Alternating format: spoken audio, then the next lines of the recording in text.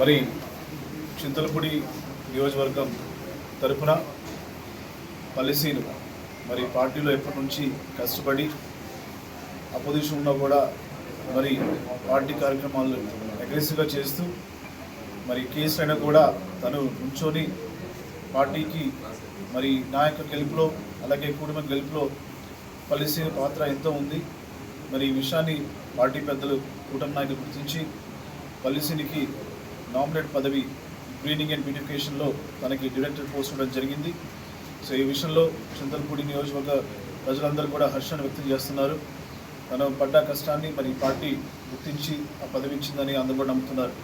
అదే కాకుండా ఎవరైతే పార్టీలో కష్టపడి పదవి రాలేదు లేకపోతే వెయిట్ చేస్తున్నారో తప్పకుండా పార్టీ వాళ్ళని గుర్తించి మరి రైట్ టైంలో వాళ్ళకి రైట్ ఆపర్చునిటీ ఇస్తుంది.